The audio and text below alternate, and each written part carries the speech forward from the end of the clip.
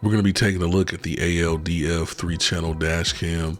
It comes with two that's actually built onto the device, and it comes with one more that can be plugged in via a very long cable.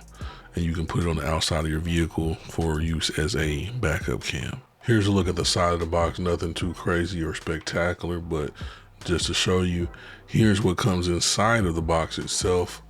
You're going to be getting the actual charging cable situation, the backup camera with that super long cord. You also get the suction mount for the windshield, along with the actual power cord for it that plugs into the cigarette lighter.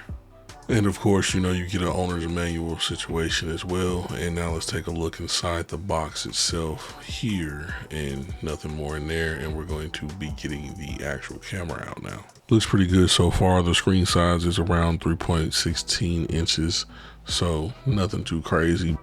Along the side, we do have the memory card slot to the left. The front, we have the camera, microphone situation. The top, we have a horseshoe. The bottom, we have some buttons here, and we have the speaker down there as well. All right, we are currently in the vehicle, and the wind is blowing tremendously hard today. But anyway, the Acura CL Type S. I love this baby right here. The wind is going crazy. It's like moving the whole car. Goodness gracious. But anyway, let's get to it. All right, so we got the items that came with the dash cam. So the cam right there. We're gonna need the power situation. And we're going to need this mount for the windshield. I think, yeah, I'll probably show y'all what this looks like to the camera. All right, so it probably would have been smart to bring a tripod of some sort, but I did not. But this part right here, you just slide into this little horseshoe spot looking thing. You just slide the actual suction cup into it real quick. So I'm gonna see if I can prop this up some type of way. I hope that's even in focus, but yeah, you just line it up and just slide it on there. It's a nice tight fit, so it's not going anywhere. I could slide on some more, but I might take it off in a minute. And with my particular vehicle, the cigarette lighter does not turn on until you turn the car on, so.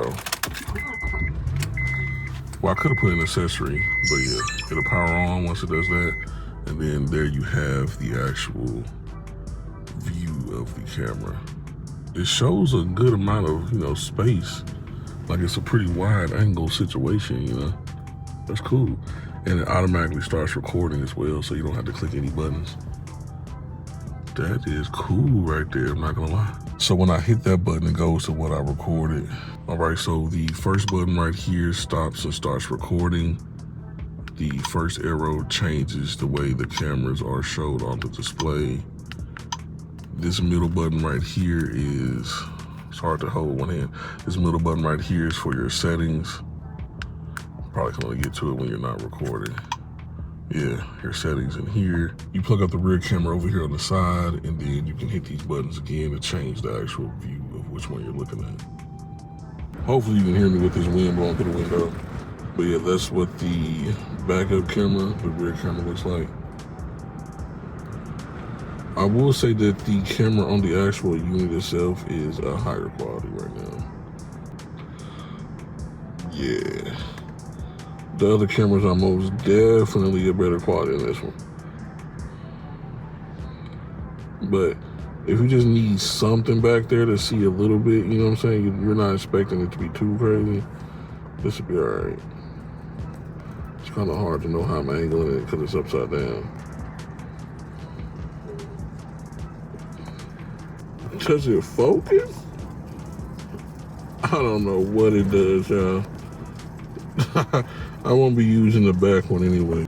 All right, so here's what it's looking like right now as far as mounted onto the windshield. It's kind of difficult to get a good view of it with all this light shining in, but this is the best I can do, and it does automatically shut off the screen, but you can see it's still recording up there at the top left. So that's a good feature. And that's what it's looking like right there. Not taking up too much view or nothing, like barely even notice it's there, as I'm looking around. Voice over real quick because it wasn't sounding too good while I was recording in the car. But I will say that if you need to use it for a backup situation, it probably won't be too fun because you would want that actual screen to be faced more towards you.